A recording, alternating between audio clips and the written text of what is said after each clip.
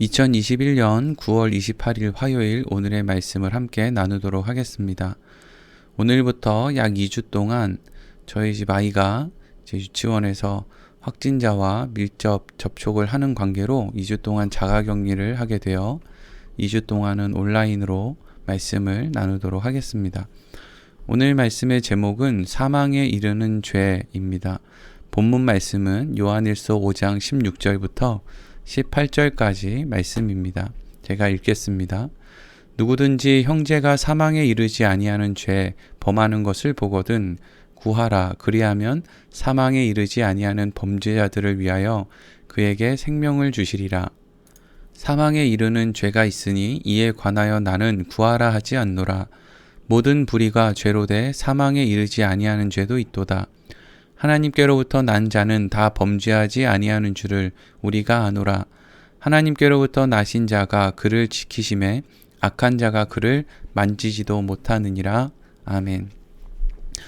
오늘은 본문의 말씀을 통해서 하나님께서 우리에게 말씀하신 죄라는 것이 무엇인지, 그래서 그 죄에 영향을 받는다는 것이 무엇인지에 대해서 조금 깊이 생각해 보도록 하겠습니다.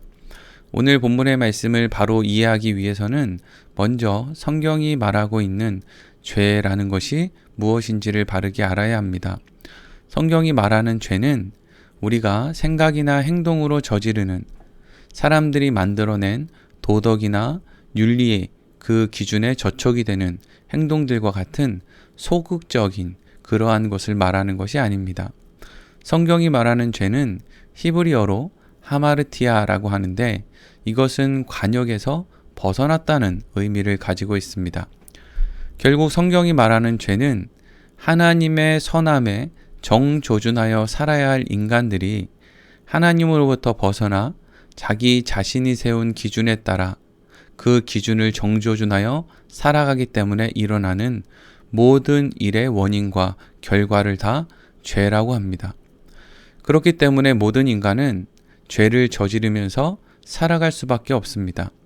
단순히 어떤 인간이 세운 잘못된 행동을 저질렀기 때문에 성경이 그것을 죄라고 하는 것이 아니라 하나님으로부터 단절된 인간은 스스로 선한 것을 하겠다라고 생각하여 하는 그 행동이라고 할지라도 결국 그것이 좋지 않은 결과를 맺을 수밖에 없기 때문에 성경은 하나님으로부터 단절된 모든 인간의 행동의 원인과 결과를 죄라고 말하는 것입니다. 이러한 죄에 대한 이해를 가지고 오늘 본문 말씀 16절을 읽어보겠습니다. 누구든지 형제가 사망에 이르지 아니하는 죄 범하는 것을 보거든 구하라. 그리하면 사망에 이르지 아니하는 범죄자들을 위하여 그에게 생명을 주시리라. 사망에 이르는 죄가 있으니 이에 관하여 나는 구하라 하지 않노라. 아멘. 방금 읽은 16절의 말씀을 보면 사망에 이르지 아니하는 죄라는 말이 나옵니다.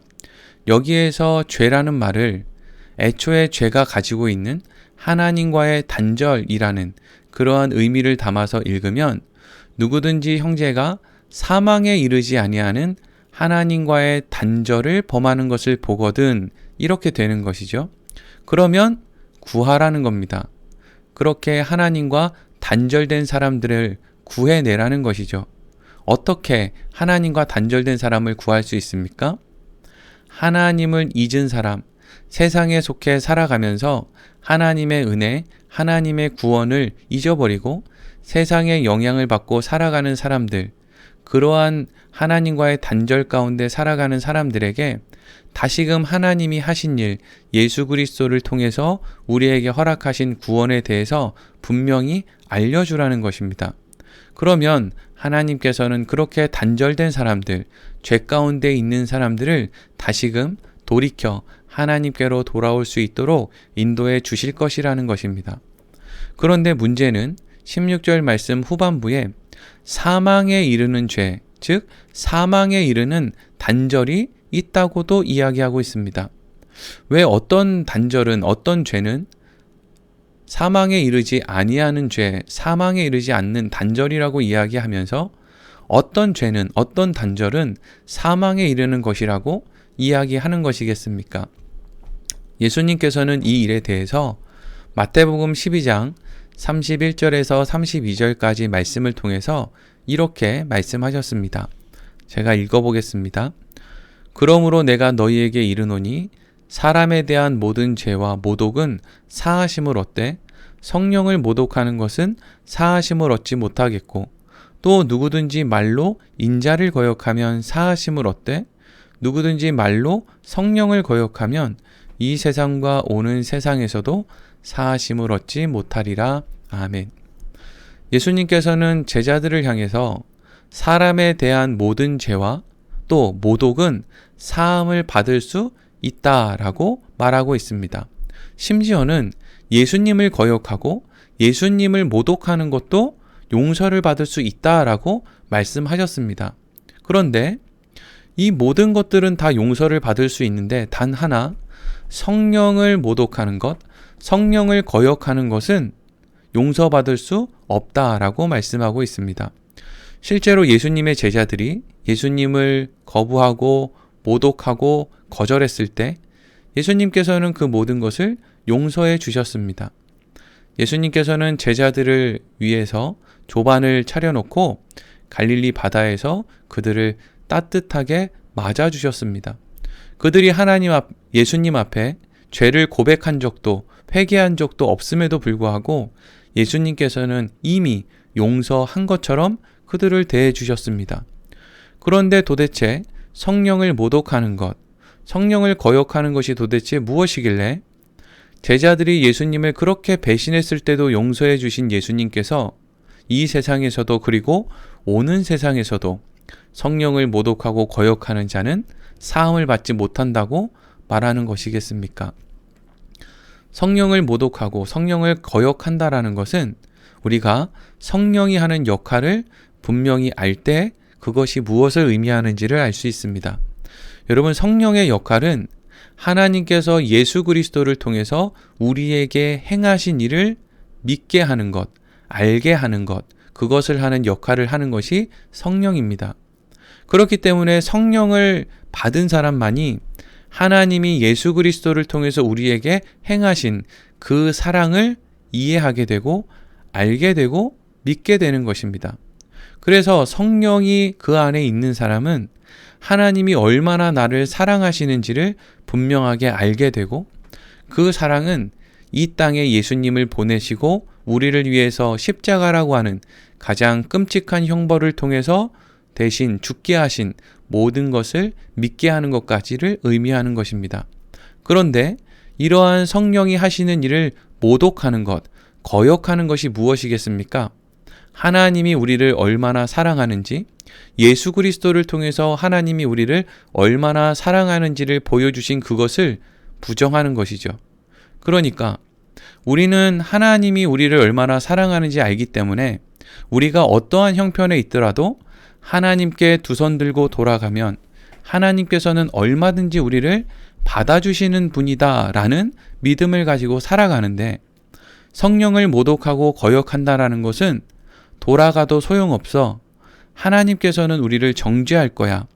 이런 인생을 하나님은 더 이상 사랑해 주시지 않을 거야 라고 하는 그 생각.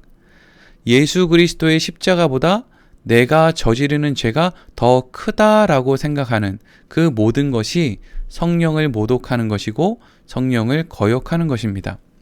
그렇기 때문에 성령을 거역하고 모독하는 것은 결국 우리로 하여금 하나님께로 돌아갈 수 없도록 만들기 때문에 하나님께로 돌아가지 못하는 인생은 결국 사망에 이를 수밖에 없고 죄에 대한 용서도 받을 수가 없는 것입니다. 그래서 오늘 본문의 말씀이 이렇게 이어집니다. 17절과 18절입니다. 모든 불의가 죄로 돼 사망에 이르지 아니하는 죄도 있도다. 하나님께로부터 난 자는 다 범죄하지 아니하는 줄을 우리가 아노라. 하나님께로부터 나신 자가 그를 지키심에 악한 자가 그를 만지지도 못하느니라. 아멘. 여러분, 사망에 이르지 않는 죄, 사망이 이르지 않는 단절이 있습니다. 그것은 세상에 빠져서 하나님을 얼마든지 잊어버리지만 그럼에도 불구하고 하나님의 사랑을 기억해서 다시금 하나님께로 돌아갈 수 있는 것, 당장에는 하나님으로부터 단절되어 죄로 보이지만 결국 그것을 뛰어넘어 하나님의 사랑 안으로 돌아갈 수 있는 것, 이것은 사망에 이르지 않는 죄입니다. 하나님께로부터 난 자는 하나님의 사랑을 예수 그리스도를 통해서 이미 확인했고 그 안에 있는 성령을 통해서 날마다 그것을 확인하며 살아가기 때문에 언제든지 하나님의 그 크신 사랑 안에 우리의 허물을 다 내려놓고 달려갈 수 있는 것이죠. 그러나 사도 요한 당시에 사람들을 미혹했던 사람들, 소위 영지주의자들이라고 불렸던 사람들은 하나님께로부터 나서 하나님의 사랑을 아는 사람들이 아니었습니다. 그들은 단지 하나님이라고 하는 사람들이 믿고 있는 그 대상을 이용해서 자신들의 유익을 얻으려고 했던 사람들이었습니다. 이 사람들은 하나님을 이용하기 위해서 하나님은 무능력한 분이고 세상으로부터 멀리 떨어진 분이라고 주장했습니다. 그리고 자신들이 아는 지식이 하나님이 가신 지혜보다 더 대단한 것이며 자신들이 하나님보다 낫다라는 주장을 했던 것입니다. 이러한 사람들의 문제는 당장에는 사람들의 이목을 끌 수 있고 사람들을 자신의 도구로 사용할 수 있지만 결국 그들의 한계를 깨닫고 난 이후에 그들에게 돌아갈 곳이 없다라는 문제를 가져다 줍니다. 영지주의자들은 스스로 너무 잘난 사람들이었기 때문에 우리같이 우리의 못남을 인정하고 하나님의 품으로 달려갈 수 있는 그러한 마음이 애초에는 없는 것입니다. 사랑하는 성도 여러분, 우리는 하나님께 속한 하나님의 자녀들입니다. 분명히 우리는 하나님 앞에 죄를 저질렀던 인생이고 또 오늘도 죄를 저지르고 있는 인생들입니다. 그러나 성령 하나님은 우리 안에서 날마다 말씀해 주십니다. 하나님의 사랑이 우리의 죄보다 크다는 것이죠. 그래서 우리가 얼마든지 하나님의 사랑 안에 예수 그리스도를 의지하여 달려가면 하나님께서는 우리를 용서해 주시고 품어 주신다는 것입니다.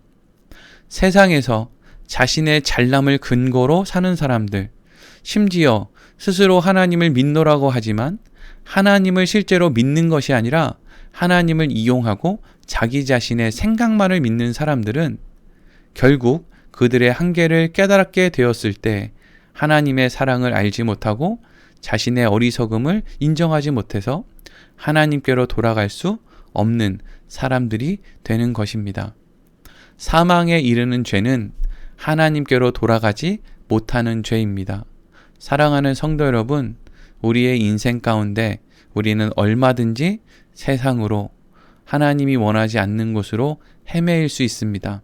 하지만 여러분 안에 있는 성령의 음성을 날마다 잘 들어보십시오. 하나님의 사랑을 여러분 안에 날마다 전해 주실 것입니다.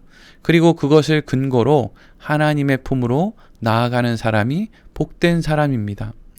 하나님께서 우리에게 명령하신 모든 말씀을 하나님이 원하셔서 하나님이 기뻐서 우리에게 명령하신 것이 아니라 우리의 행복을 위해서 우리에게 주신 말씀이라는 것을 늘 기억하며 멀리 떨어져 있지 않고 하나님의 품 안에서 우리의 행복을 위해서 하나님 말씀을 지키며 살아가는 지혜로운 인생들이 되기를 간절히 소망합니다.